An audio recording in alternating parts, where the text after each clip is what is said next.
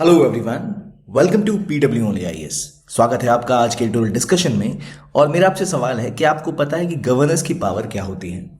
क्या वो बिल को इनडेफिनेटली विदहोल्ड कर सकते हैं? क्यों चाइना की पॉलिसी बदलती रहती है? क्या उसके पीछे का उद्देश्य है? और जो डोनाल्ड ट्रंप के आने के बाद अमेरिका की यूनिवर्सिटीज़ हैं उनके ऊपर क्या प्रभाव पड़ा है? इन सब को डिस्कस करेंगे आज के वीडियो में। तो चलिए शुरू करते हैं आज की discussion. Welcome to PW only IAS. पहला आर्टिकल है एक जजमेंट के बारे में जो सुप्रीम कोर्ट ने दी है, जहां उन्होंने बोला है कि तमिलनाडु के गवर्नर ने 10 बिलों को रिजर्व करके रखा था। वो 10 बिल ऐसे माने जाएंगे कि उनके ऊपर गवर्नर ने एसेंट दे दिया है, यानी उनकी सहमति आ चुकी है। हालांकि गवर्नर जो है उन्होंने अभी तक एसेंट नहीं दिया था, सहमति नहीं दी थी, इसलिए वो बिल अटके हुए थे। सुप्रीम कोर्ट ने कहा कि पॉलिटिक्स के कारण आप किसी बिल को रोक के नहीं रख सकते और वो बिल अब पास माने जाएंगे कि भाई उनके ऊपर सहमति गवर्नर की हो गई है। तो क्या होती है गवर्नर की पावर, किस आर्टिकल के तहत ये कवर होता है? प्रेसिडेंट की पावर किस आर्टिकल से डिसाइड होती है? आपकी सुप्रीम कोर्ट की पावर किस हिसाब से डिसाइड होती है? ये सब जानेंगे इस आर्टिकल में, जो पेपर 2 के लिहाज से बहुत इंपॉर्टेंट है। तो चलिए शुरू करते हैं डिस्कशन सबसे पहले आर्टिकल के साथ कि क्या है भाई। सुप्रीम कोर्ट ने तमिलनाडु के गवर्नर की जो उन्होंने विदहोल्ड कर रखा था एसेंट की, उनका सहमति, उसको निराधार बताते हुए बोला कि ये 10 के 10 जो बिल पेंडिंग हैं इनको माना जाएगा कि ये पास हो चुके हैं, क्योंकि इनका डिसीजन जो है इनको विदहोल्ड करने का ये इलीगल है या एरनस है।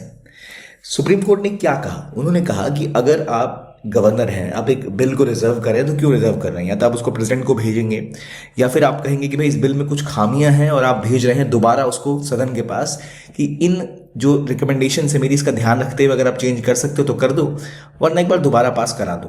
तो एक बार रिकमेंडेशन के बाद वो बिल दोबारा पास हो गया तो फिर गवर्नर के पास ये हक नहीं बनता कि वो उसको विदहोल्ड करे। और अगर आप बार बार विदहोल्ड करते हो, दिखाते हो, इसका मतलब कि आप बिल्कुल कॉन्स्टिट्यूशन प्रोविजंस का जो नियम है उसका पालन नहीं कर रहे। तो आपको पॉलिटिक्स के बजाय नहीं, बल्कि संविधान में जो आपने कसम खाई है, जो ओथ ली है, उसके हिसाब से काम करना चाहिए। तो इसी बारे में बोला गया कि ये अब बिल पास माने जाएंगे। आसपास के समय में हमने देखा है केरला, पंजाब, तमिलनाडु, जहां पर अपोजिशन की गवर्नमेंट है, वहां पर गवर्नर्स अक्सर कई बिलों को अटका के रखते हैं। तो असल ये अटकाने की वजह से कई सारे बिल पास नहीं हो पाते, जिसको लेकर दिक्कतें रह जाती हैं।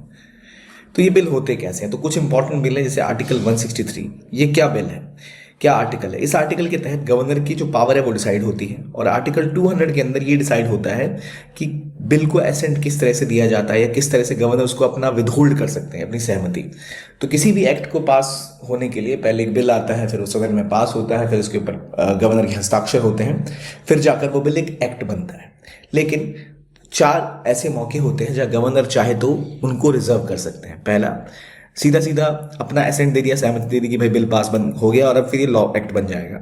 फिर दूसरा, वो अपना एसेंट विदहोल्ड कर देते हैं। तीसरा, वो बोलते हैं कि भाई हम इसको रिकंसिडरेशन के लिए भेज रहे हैं, दोबारा एक बार चेक करके लाइए। चौथा, आप उसको रिजर्व करते हो प्रेसिडेंट की कंसिडरेशन के लिए, कि राष्ट्रपति को आप बता रहे कि भाई आप देखिए हमें इस बिल में कुछ दिक्कतें दिखाई दे रही हैं। ये 4 कदम आप उठाते हो इन चीज़ों को एक्सप्लेन करने के लिए। लेकिन क्या ये सब उस तरह से किया जाता है जैसे संविधान में लिखित है? बिल्कुल नहीं। देखिए, आर्टिकल 200 के अंदर ये प्रावधान है कि जब बिल को पास कराया गया किसी भी स्टेट की लेजिस्लेटिव असेंबली यानी विधानसभा ने, या फिर लेजिस्लेटिव काउंसिल है, दोनों जगह जहां से पास हो चुका है, तो वो गवर्नर के सामने पेश किया जाता है। गवर्नर को बताना होता है कि वो सहमत हैं या वो असहमत है, यानी वो अपनी सहमति को रोक रहे हैं या फिर वो सहमत हो रहे हैं, या फिर वो बिल को रिजर्व कर रहे हैं राष्ट्रपति के एक बार उनको दिखाने के लिए कि भाई ये देखिए दिक्कतें हैं। लेकिन उसमें की प्रोविजन है कि गवर्नर हो सके तो जितनी जल्दी बिल को वापस करे। अगर मनी बिल नहीं है, उसके अलावा कोई भी बिल है, उसको तुरंत के तुरंत वापस करे और एक मैसेज लिख के दे कि मुझे ऐसा लग रहा है कि इस बिल के कुछ पार्ट्स जो है आपको बदलने चाहिए, कुछ बिलों पर मेरा विचार अलग है। उसके बाद जब वो बिल दोबारा विधानसभा में आएगा तो जो स्पीकर है विधानसभा के, वो पढ़ेंगे कि देखिए गवर्नर ने ये बिल वापस भेजा है, बोला है कि इन चीज़ों पर काम करिए या इन चीज़ों से मैं सहमत नहीं हूँ। गवर्नर की बातों को वहाँ बताया जाएगा और उसके बाद दोबारा बिल पास कराया जाएगा। अगर बिल दोबारा पास हो जाता है तो वो बिल पास माना जा सकता है। ये सुप्रीम कोर्ट का वर्जन है, ठीक है। तो अगर वो दोबारा वहां से पास करके गवर्नर को बिल भेज रहे हैं तो उनको वो अपना एसेंट विदहोल्ड नहीं करना चाहिए, वो पास हो जाना चाहिए। तो गवर्नर करते क्या है, ये जो एज सून एज पॉसिबल लिखा है तो वो सालों तक उसको भेजते ही नहीं वापस। ना वो बिल वापस जाएगा, ना वो दोबारा पास होगा, ना वो एक्ट बनेगा। तो ये जो एम्बिगिटी है ना इस बिल के अंदर, ये एज सून एज पॉसिबल में कोई टाइम फ्रेम नहीं दिया हुआ, इसका फायदा उठाया जाता है गवर्नेंस के द्वारा और बिल को पास ही नहीं कि वापस भेजा ही नहीं जाता। ये काफी समय तक इसको लंबा फंसा के रख दिया जाता है। इसे कहते हैं पॉकेट वीटो लगा देना, कि अपना डिसीजन डिले कर देते हैं, ना वो हाउस के पास रिकंसिडरेशन के लिए जाएगा ना वो पास होगा कभी। तो गवर्नर का कहना यह है कि वो अपनी जो डिस्क्रिशनरी पावर दी गई है संविधान के अंतर्गत उसको प्रैक्टिस कर रहे थे, और वो डिस्क्रिशनरी पावर वो आर्बिट्रली यूज नहीं कर रहे थे। लेकिन कोर्ट का कहना है कि भाई आप आर्बिट्रली ही यूज कर रहे हो। और एक बात और है कि आर्टिकल 200 के अंदर ये भी डिस्कस किया गया है, शैल मतलब ये मैंडेटरी है कि गवर्नर को वापस भेजना ही पड़ेगा, ऐसे नहीं कि अपनी जेब में रख लो उसको आप। तो वो जो डिफरेंस है, इस डिफरेंस को समझाने के लिए सुप्रीम कोर्ट ने 2016 में जो नवाब बेबिया केस था अरुणाचल प्रदेश असेंबली वाला, वहां बोला था कि हमने वहां भी डिस्कस किया था कि गवर्नर किसी बिल को इनडेफिनेटली विदहोल्ड नहीं कर सकते, उन्हें असेंबली को वापस करना पड़ेगा मैसेज के साथ कि भाई अब क्या बदलाव चाहते हो, कि इस चीज के पक्ष में हो आप, और उसके बाद उसको जो स्पीकर है वो पढ़ेंगे कि भाई ये चीजें हैं, लेकिन दोबारा पास हुआ तो आपको पास करना पड़ेगा। ठीक है, तो ये चीजें हैं, लेकिन इसकी बात फॉलो नहीं की जा रही। 2023 में स्टेट ऑफ पंजाब का केस आता है जहां पर आम आदमी पार्टी गवर्नमेंट और गवर्नर के बीच में जो बनवारी लाल पुरोहित थे उनके बीच में कॉन्फ्लिक्ट हुआ था। स्टेट गवर्नमेंट कोर्ट में गई थी कि उन्होंने भाई बिल को अपना एसेंट नहीं दिया, उनका कहना था कि ये असेंबली ही इलीगल है। ठीक है, जब दोबारा उसको किया गया तो फिर ऑब्वियसली वो चीजें नहीं रह पाती, जिस वजह से गवर्नर कहना है कि भाई आपकी असेंबली जिस तरह फॉर्म हो रही है यही इलीगल है। दोबारा एक बार सेशन स्टार्ट हुआ फिर आप क्या कहोगे, तो वो एक्सक्यूज खत्म हो जाती है।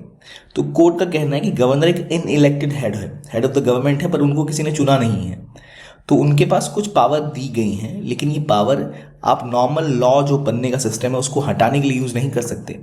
गवर्नर को डिसाइड करना है या अपनी सहमति देनी है या नहीं देनी है, ये आर्टिकल 200 के अंदर डिफाइंड है। तो आपको जो पहला प्रोविजन है उसका ध्यान रखना चाहिए, और जब आप वापस भेजें तो जल्दी से जल्दी भेजें ताकि दोबारा उसके ऊपर लॉ मेकिंग पूरी हो पाए। तो यहाँ पर जो डिसीजन है सुप्रीम कोर्ट का, इन्होंने 2023 की रूलिंग के ऊपर फोकस किया, इसको कुछ आगे लेके गए। पहले इन्होंने कहा है कि गवर्नर को एक टाइम लिमिट प्रिस्क्राइब होनी चाहिए अंडर आर्टिकल 200। ये नहीं कि बिल को जितनी मर्जी उतने समय तक रोक के रखें, और इवन ये गवर्नर के पास ये पावर वैसे है कि वो रिजर्व कर सकते हैं कंस्टिट्यूशन ऑफ प्रेसिडेंट के पास, लेकिन वो तभी तक हो सकता है जब वो एक बार, मान लो एक बिल है, वो बिल उनके पास आया, उस बिल में उन्हें कुछ कमियां दिख रही हैं, तो वो वहीं पे उसको रिजर्व कर सकते हैं फॉर प्रेसिडेंट कि भाई हम प्रेसिडेंट को दिखाना चाहते हैं। ये नहीं हो सकता कि आपने बिल भेजा रिकमेंडेशन के साथ, बिल दोबारा पास होके आया, उसके बाद आप उसको प्रेसिडेंट के लिए रोक लोगे, नहीं। You have to do it in the first time as well, या फिर दो अलग अलग बिल हों तब आप रोक सकते हो, लेकिन अगर एक ही बिल दो बार आ गया तो आपको उसको पास करना ही पड़ेगा।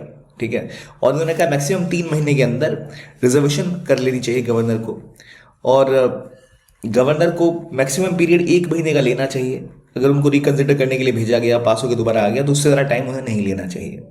इनमें यह भी बताया गया कि सुप्रीम कोर्ट के पास पावर होती है अंदर article 142 to give complete justice, यानी कोई ऐसा अगर प्रावधान है जहां पर संविधान में ऐसा कुछ सुप्रीम कोर्ट के लिए स्पेसिफिकली नहीं लिखा गया, जुडिशरी के लिए स्पेसिफिकली नहीं लिखा गया कि वो कैसे काम करेंगे, तो वहां कंप्लीट जस्टिस देने के लिए वो ये कदम उठा सकते हैं। ठीक है, तो ये बिल इतने समय से पेंडिंग रखे हुए थे कि कोर्ट को यहाँ आना पड़ा और कोर्ट को हस्तक्षेप करना पड़ा कंप्लीट जस्टिस इंश्योर करने के लिए, और वो उस समय में अपनी पावर को और ज़रा बढ़ा भी सकते हैं, क्योंकि जब उन्हें लगता है न्याय कहीं पर कॉम्प्रोमाइज़ हो रहा है।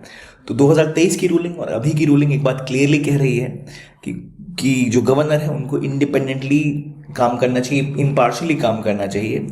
आप इस तरह किसी को रोक नहीं सकते। ऑलरेडी केरला के हाईकोर्ट की एक PIL अभी तक क्लियर नहीं हुई, वो भी फंसी हुई है। तेलंगाना ने बोला है कि उनके भी 10 बिल अभी तक जो है वो पेंडिंग है, 7 जो है बिल में दोबारा पास हो चुके हैं, उनमें से वो भेजे गए हैं प्रेसिडेंट के एसेंट के लिए, वो अभी तक पास नहीं किए गए। इसका मतलब कई सारे ऐसे बिल हैं जो ऑलरेडी अटके पड़े हैं। तो आर्टिकल 200, ठीक है, का ध्यान रखिए। आर्टिकल 142 का क्या काम है ये हमें पता होना चाहिए। तो इन आर्टिकल्स की वजह से भारत के संविधान पे क्या प्रभाव पड़ रहे हैं, कैसे कोर्ट की जजमेंट, जुडिशरी का इंटरफेरेंस हमारी पॉलिटी को बेहतर बनाता है, हमारे कॉन्स्टिट्यूशन और कॉन्स्टिट्यूशनल प्रैक्टिसेस को बेहतर बनाता है, कॉन्स्टिट्यूशनलिज्म क्या होता है, ये उसका उदाहरण है कि जहां पर संवैधानिक जो प्रावधान है वो अगर पूरी तरह से जब काम कर रहे हैं तो पूरी क्लैरिटी के साथ काम नहीं कर पा रहे, तो अंडर आर्टिकल 142 सुप्रीम कोर्ट हस्तक्षेप करता है कंप्लीट जस्टिस के लिए, जो हमें यहां देखने को मिला।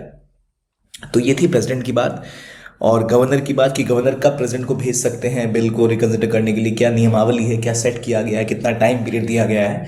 आई होप आपको ये याद रहेगा। तो अगले आर्टिकल की तरफ आते हैं, जहां बात हो रही है चाइना का, इंडिया का चाइना कनंड्रम। पेपर 2 IR के लिहाज से इंपॉर्टेंट है कि कैसे चाइना की जो कोशिशें हैं, चाइना जिस तरह से कदम उठाता है वो इंडिया के लिए काफी कंफ्यूजिंग हो सकता है। हमें पता ही नहीं चलता चाइना कब क्या करने वाला है। चाइना एक ऐसी सिविलाइजेशन है जिसका कहना है कि भाई हम एक समय में मिडिल किंगडम हुआ करते थे, यानी दुनिया में हम ही एक ऐसे किंगडम थे जो सबसे ज़्यादा सभ्य थे, हर चीज़ों के ऊपर हर चीज़ों पर हमारा प्रभाव था, और हमें तिरस्कृत किया गया। हमारे ऊपर यूरोपियंस ने कब्जा कर लिया, हमारे ऊपर जापान ने कुछ हिस्सों पर कब्जा कर लिया, हमारी शक्तियाँ कॉम्प्रोमाइज़ हो गई, तो अब हम न्याय करेंगे। और वो चाहते हैं कि उनकी जो नेचुरल बाउंड्रीज थी, नेपाल, भूटान, इन सब के ऊपर उनका इन्फ्लुएंस रहे, ताकि कभी भी उनकी अब जो राइज हो रही है उसको कभी वो कॉम्प्रोमाइज़ कोई ना करे। दुनिया में पहले नियम था कि 2 सुपर पावर्स हुआ करती थी, USA, USSR, फिर एक USA बन गया, फिर हम कहने लगे मल्टीपोलर वर्ल्ड ऑर्डर बनेगा। लेकिन आज के टाइम में कोई ऐसा मल्टीपोलर वर्ल्ड ऑर्डर है नहीं। अमेरिका का वर्चस्व है, चाइना उसको चैलेंज कर रहा है।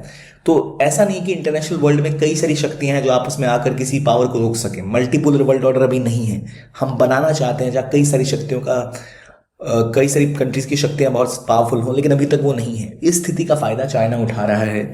चाइना एक ऐसी पावर बन चुका है जो रूल्स बेस्ड इंटरनेशनल ऑर्डर, यानी नियमों के हिसाब से नहीं चलना चाहता। दुनिया के देश नियमों के हिसाब से चलते हैं कि मान लो अगर समुद्री डिस्प्यूट है तो अनक्लॉज एक बॉडी होती है जो डिसाइड करती है कहाँ पर किसकी कितनी बाउंड्री होगी समुद्र पे, कहाँ पर कौन रिसोर्सेज को एक्सप्लॉइट कर सकता है। चाइना मानता ही नहीं, चाइना कहता है हमारा नियम भाई, जिसकी लाठी उसकी भैंस, माइट इज राइट।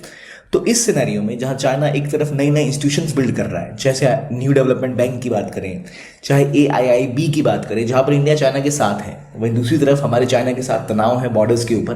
तो ये क्यों हो रहा है और चाइना के केस में इंडिया को क्या करना चाहिए, ये सब इस आर्टिकल में एक्सप्लेन है। तो पहली बात, आज की चाइना को अगर हम देखें तो काफी अलग है। डेंग जियाओपिंग की चाइना से काफी अलग है। शी जिनपिंग 2013 में आए, उसके बाद से उन्होंने BRI यानी बेल्ट एंड रोड इनिशिएटिव को पुश किया। चाइना आज बहुत तेजी के साथ इंफ्रास्ट्रक्चर और इकोनॉमी के ऊपर काम कर रहा है।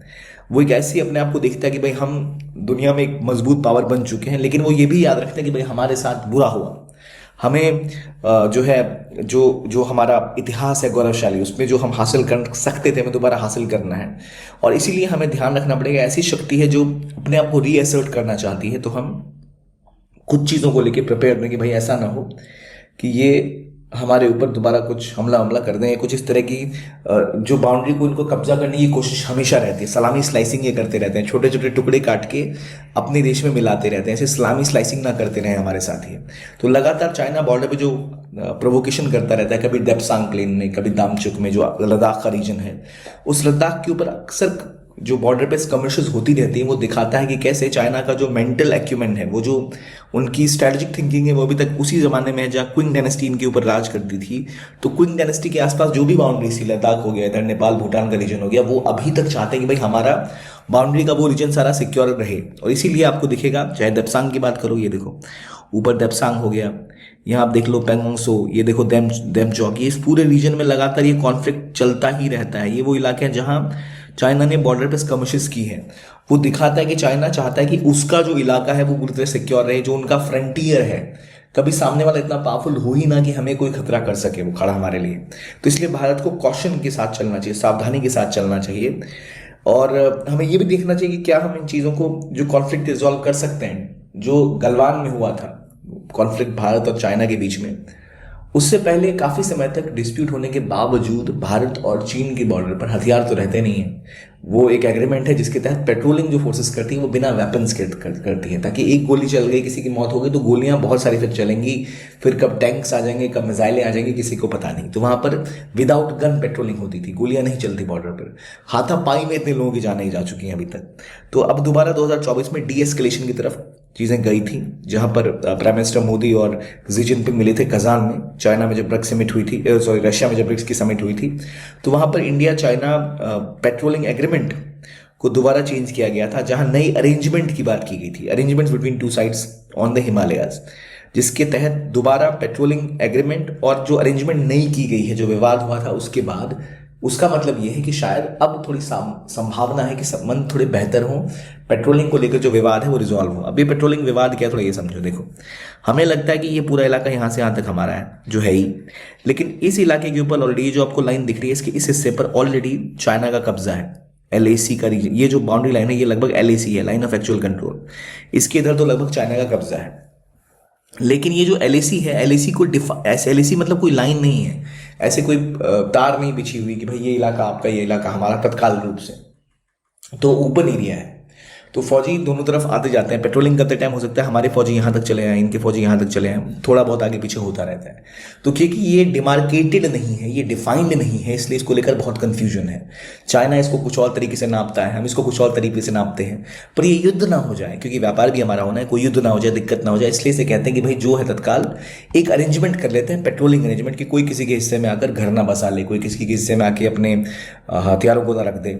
तो इसलिए पेट्रोलिंग होती रहती है। लेकिन अब की बार जब डोकलाम में विवाद हुआ था, उसके बाद चीज़ें बहुत ख़राब हो गई थी, दोनों तरफ से मिलिट्री बिल्डअप हैवी हो गया था। भारत ने भी दौलत बेग ओल्डी एयर स्ट्रिप, ये जो आपको दिख रही है ऊपर सबसे पहले, यहाँ तक आके भारत ने भी काफ़ी ज़्यादा अपनी एयर स्ट्रिप को स्ट्रॉन्ग किया, जहाँ से भारत की जो एयरफोर्स कैपेबिलिटी है वो वहाँ तक पहुँच रही है। हम अपने इंफ्रास्ट्रक्चर को डेवलप करें, तो चाइना को थोड़ा सा डर लग रहा है कि भाई भारत ऐसा कर रहा है, खतरा ना हो, जबकि खुद चाइना टैंक तोप सब कुछ लेके पहुंचा हुआ है। तो हमें कॉशन रखना पड़ेगा। लेकिन ये जो एग्रीमेंट हुआ है, बॉर्डर पेट्रोलिंग अरेंजमेंट जो देखी गई है, शायद चीज़ें थोड़ी सी हल्की हों। लेकिन अभी भी कुछ लेवल पे विवाद है इंडिया चाइना के बीच में LAC के ऊपर। और सबसे पहले विवाद चाइना ने ही स्टार्ट किया था, और उसके बाद चाइना ने ही सबसे पहले कोशिश भी की कि भाई चलो भाई थोड़ा सा इसको कोशिश करने कुछ करने का। जैसे इनके डिफेंस मिनिस्टर ने कहा था कि हम एक हारमोनियस डांस चाहते हैं between China's dragon and India's elephant, दोनों अब इस चीज़ को रिजॉल्व करेंगे। जब प्राइम मिनिस्टर मोदी ने हाल के एक जो पॉडकास्ट था उसमें भी बोला कि हम चाहते हैं कि हम नॉर्मलसी की तरफ आएँ, और हमारा कोऑपरेशन दोनों को फायदा देगा ही देगा, इंडिया चाइना को, बल्कि ग्लोबल पीस के लिए भी इंपॉर्टेंट है। और पहले ना यहाँ पर जो एक स्पेशल रिप्रेजेंटेटिव होते थे जो बात करते थे, उसको दोबारा स्टार्ट करने की बात की गई है। तो थोड़ी सी टेंशन कम होती दिख रही है एक पॉइंट पे, जहाँ दोनों ही LAC के ऊपर सेनाएं अपने अपने इलाके में बिल्ड कर रही थी मिलिट्री इंफ्रास्ट्रक्चर, मगर अब वहाँ थोड़ी सी बातचीत होनी स्टार्ट हुई है। पेट्रोलिंग नॉर्मल फिर हो गई है। पेट्रोलिंग मतलब सीमा पर आना जाना, जो आप कह सकते हो एक तरह से रखवाली करना उसकी। अभी भी इनमें कई सारे इश्यूज हैं। अभी वर्ल्ड ऐसा हो चुका है जहाँ मैंने पहले बोला माइट इज राइट, जिसकी लाठी उसकी भैंस। चाइना अपनी पावर को दिखा रहा है, उनकी मिलिट्री स्ट्रांग है, तो हमें अपनी मिलिट्री कैपेबिलिटीज़ के ऊपर फोकस करना पड़ेगा। चाइना का मूड आजकल हो रखा है बात करने का, तो उसके हिसाब से हमें नहीं जाना चाहिए। रूल्स बेस्ड इंटरनेशनल ऑर्डर की बात भारत करता है, अमेरिका करता है, पर चाइना इसको मानता ही नहीं है। तो इसलिए हमें अपनी शक्ति को भी श्योर बढ़ाना पड़ेगा। चाइना का एग्जाम्पल अगर हम दें तो चाइना ने अपनी डिफेंस बजट को 7.2% से बढ़ा लिया है, जो भारत से 3 गुना ज़्यादा खर्चा वो अपने डिफेंस बजट के ऊपर कर रहे हैं। भारत की डिफेंस स्पेंडिंग अभी के टाइम में 2% से भी कम है GDP की। चाइना का डिफेंस बजट बहुत ज़्यादा है भारत के मुकाबले। तो इसलिए ज़रूरत है कि अगर कभी वॉर होती है तो भारत के पास काफ़ी चीज़ों में अभी कमियां हैं। और इवन जो इमर्जिंग टेक्नोलॉजी है, जैसे AI की बात करें, या फिर आप साइबर वॉरफेयर की बात करें, या आप ड्रोन्स की बात करें, इनमें चाइना हमसे कहीं आगे निकल रहा है। ठीक है, तो ऐसा नहीं है कि अब कल को इंडिया चाइना वॉर पे चले जाएंगे, लेकिन हमें ध्यान रखना चाहिए कि चाइना का वादा और चाइना जो कर रहा है, ये कभी कभी आगे पीछे कर रहा है बॉर्डर पे, उसको हम सतर्कता के साथ देखें। रियलिटी ये है कि आज लाखों सोल्जर्स, जो पाक चाइना के PLA है उसके लाखों सोल्जर्स LAC के आसपास खड़े हैं, पूरे लद्दाख को घेरने की तैयारी में है। चाइना और न्यूक्लियर वेपन्स भी अपने बढ़ा रहा है। सिपरी की रिपोर्ट के हिसाब से हंड्रेड्स ऑफ न्यूक्लियर वॉरहेड्स उन्होंने और खड़े कर लिए हैं और तैयार कर लिए हैं। इसका मतलब वो अपनी स्ट्रेटेजिक पावर को बढ़ाना चाहता है, और भारत को ज़रूरत है कि भारत भी अपनी वॉर फाइटिंग कैपेबिलिटीज़ को बढ़ाए, डिफेंस बजट बढ़ाए, एफिशिएंसी लेके आए, दूसरों के ऊपर निर्भरता कम करे। Cyber warfare, AI, next generation warfare जब टेक्नोलॉजी के क्षेत्र में होने वाली है, वहाँ हम अभी तक बहुत पीछे हैं। उन एरियाज़ पे अगर हम काम नहीं करेंगे तो चाइना कुछ दिनों तक आकर हमारे साथ नेगोशिएट करेगा, फिर कुछ दिन बॉर्डर पर आकर थोड़ा हिस्सा और कब्जा कर लेगा, फिर कहेगा नहीं हम शांत हो जाते हैं, फिर नेगोशिएशन होगी।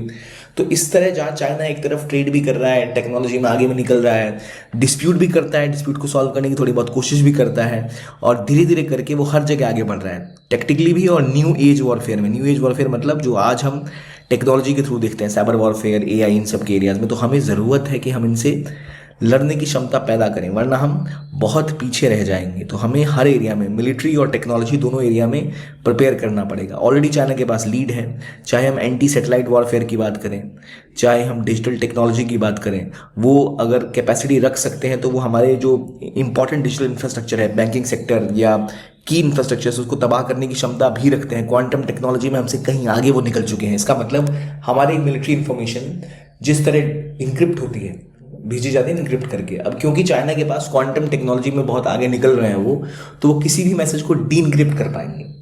अगर आपको इनक्रिप्टेड मैसेज भेजना है तो आपको क्वांटम इनक्रिप्शन करना पड़ेगा, ताकि क्वांटम कंप्यूटर के थ्रू आप उसको तोड़ ना सको। लेकिन भारत अभी बहुत पीछे है, तो हमें उन चीज़ों को के ऊपर और काम करने की ज़रूरत है।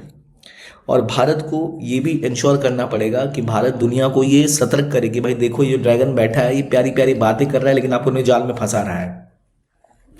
इंडिया को हमेशा सतर्क रहना चाहिए और फोकस करना चाहिए कि भारत तैयार रहे इनके बढ़ते हुए प्रकोप के लिए, जो आपको नीबलू में दिख रहा है। शेख हसीना की गवर्नमेंट गई, उसके बाद चाइना ने लगातार बांग्लादेश में अपना और ज़्यादा कंट्रोल बढ़ा लिया है।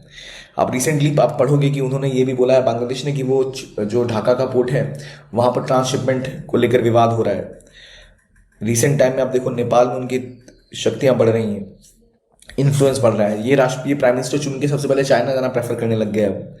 यहाँ तक कि अगर आप दुनिया में रिसोर्स सबसे महत्वपूर्ण चीज़ है, उन रिसोर्सेज की लड़ाई में भी चाइना भारत से आगे जाता दिख रहा है। चाहे अफ्रीका की बात करें, चाहे साउथ अमेरिका की बात करें, हर जगह चाइना ने अपने पैर पसार लिए हैं, ताकि भविष्य में उसको जब यूरेनियम चाहिए होगा या उसको जो भी रिसोर्सेज चाहिए जिससे वो अपनी मैन्युफैक्चरिंग इंडस्ट्री को और बिल्ड कर सके, दुनिया के साथ व्यापार बढ़ा सके, उन सभी एरियाज में चाइना आगे बढ़ रहा है भारत से। वेस्ट एशिया, नॉर्थ अफ्रीका, इन सब जगहों पर अमेरिका से टक्कर लेने की तैयारी में है। एनर्जी के एरियाज में मैंने बताया आपको पहले बहुत आगे निकल चुके हैं। भारत के लिए बड़ा स्टेप है ये कि भारत भी इन चीज़ों के ऊपर काम करे, अपनी मिलिट्री मॉडर्नाइजेशन, टेक्नोलॉजी मॉडर्नाइजेशन के अलावा अपने लिए संसाधन, एनर्जी, इन सभी की जो सप्लाई है उनको सिक्योर करें। अगर हम वो नहीं करेंगे और चाइना से पिछड़ जाएंगे, जैसे चाइना अफ्रीका के कॉन्टिनेंट में बहुत आगे निकल गया बड़ी बड़ी एग्रीमेंट करने में, भारत को ज़रूरत है कि भारत वहाँ भी उनके साथ कंपेयर कर पाए, वरना हम बहुत पीछे छूट जाएंगे। India must be prepared to for any eventuality. अब प्रेसिडेंट ट्रंप आए तो हो सकता है क्या पता वो चाइना के साथ एक डील कर लें और दिक्कत हमारे लिए हो जाएगी। तो इसलिए इंपॉर्टेंट है भारतीय लीडर के लिए कि भारतीय लीडर्स इस बात को समझें कि कुछ भी हो सकता है, उसके हिसाब से प्रिपेयर करें। India and China are old civilization, और पहले कई सारी दिक्कतों से वो ऊपर उठे हैं, लेकिन फिर भी इतिहास को देखते हुए हमें तैयार भी रहना चाहिए।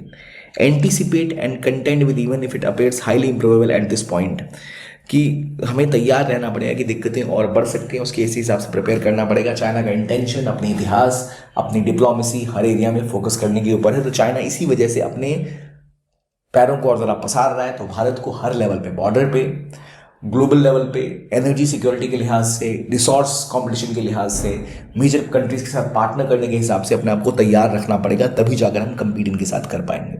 ठीक है, ये हो गई इसके बाद चाइना की। अगला आर्टिकल बात करेगा इंडियन स्टूडेंट्स के बारे में जो जाते हैं अमेरिका, लेकिन अमेरिका में आ चुके हैं डोनाल्ड ट्रंप, और उसके बाद जो पॉलिसीज़ हैं कैसे वो चीज़ों को ख़राब कर रही हैं। डायस्पोरा के लिहाज से, डेवलपिंग कंट्रीज़ में पेपर 2 के लिहाज से इंपॉर्टेंट टॉपिक है, तो इसको जरा देखते हैं क्या हो रहा है। लगातार इन स्टूडेंट्स जो, या इंडियन क्या, दुनिया के कोई भी देश के स्टूडेंट्स जो अमेरिका जाते हैं, उनके वीज़ाज़ को लेकर दिक्कतें हो रही हैं। खासतौर पे अमेरिका की फॉरेन पॉलिसी ऐसी शिफ्ट हुई है जहां वो डोमेस्टिक प्रोटेक्शनिस्ट पॉलिसी ला रहे हैं, यानी हमारे देश में ज़्यादा बाहर से व्यापारी नहीं आए, हमारे देश के लोगों की नौकरियां ना खतरे में पड़े, तो बाहर के स्टूडेंट्स भी वहाँ कम नंबर्स में जा रहे हैं। जो एक मेक अमेरिका ग्रेट अगेन उनकी मूवमेंट स्टार्ट हुई है, वो जो इकोनॉमी, ट्रेड, टैरिफ इन पर निर्भर थी, अब वो आम जीवन तक आ चुकी है। पहले वो केवल व्यापार की बात करते थे, ट्रेड की बात करते थे, अब वहाँ चीज़ें बदल रही हैं। वहाँ कितने स्टूडेंट्स इंडिया के यूएस में एनरोल हो रहे हैं उसके नंबर गिरते दिख रहे हैं। पिछले 2 साल में लगातार भारतीय स्टूडेंट कम एनरोल कर रहे हैं वहाँ। ऐसा क्यों हो रहा है? क्योंकि भारतीय स्टूडेंट्स को ऐसा लग रहा है कि हम वहाँ जाएंगे तो शायद अंडर डोनाल्ड ट्रंप हमें रेसिज्म झेलना पड़े, या फिर हो सकता है हमारे साथ भेदभाव हो, और हो सकता है पढ़ाई के बाद हमें वर्किंग वीज़ा मिले ही ना। तो इससे बेहतर वो सोचते हैं क्यों ना हम यूरोप के किसी कंट्री में जाएं जहाँ हमारे पास ज़्यादा बेहतर अपॉर्चुनिटीज़ हैं। फॉर एग्जाम्पल जर्मनी, जो ज़्यादा फ्लेक्सिबिलिटी रखता है, एजुकेशन के लिए आपको स्कॉलरशिप भी मिल जाती है।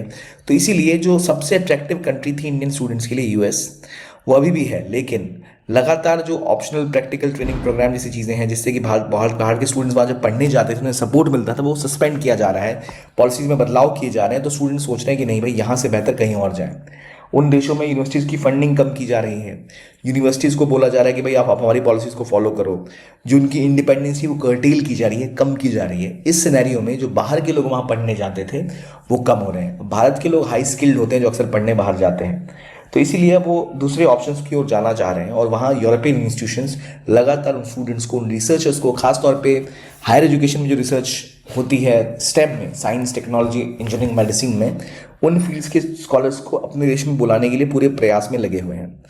और कई ऐसे इंडियन स्टूडेंट्स हैं जो अमेरिका से वापस आकर भारत में ही काम करना चाहते हैं। Personal achievement, high and research का जो भारत के लोगों को दोबारा भारत की ओर अट्रैक्ट कर रहा है।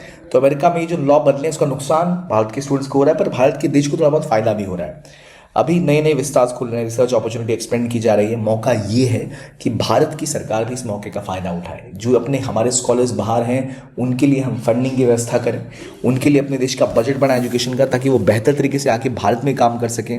प्राइवेट कंपनीज, इंस्टीट्यूशंस, एकेडमियाँ, इनको आपस में कोलैबोरेट करना पड़ेगा। अगर ये आपस में कोलैबोरेट करेंगे तभी जाकर हमारी सोशल लाइफ हमारे लिए और हमारा एकेडमिक लाइफ बेहतर हो पाएगा स्टूडेंट्स का, और तभी वो इंडिया में और तेज़ी के साथ आ पाएंगे। प्राइवेट, पब्लिक और गवर्नमेंट तीनों को कोलैबोरेट करने की ज़रूरत है।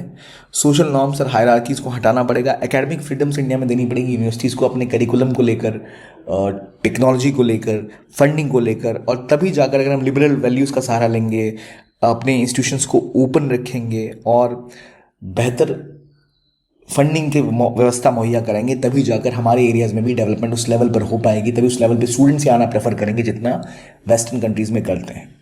तो ये वो आर्टिकल है छोटा सा जहाँ डिस्कस किया गया कैसे इंडियन स्टूडेंट्स का शिफ्ट भारत के फ़ायदे में हो सकता है। तो ये था आज का आर्टिकल। आई होप आपको अच्छा लगा होगा। देखने के लिए बहुत बहुत धन्यवाद। Keep on watching PW Only IAS and have a very very nice day.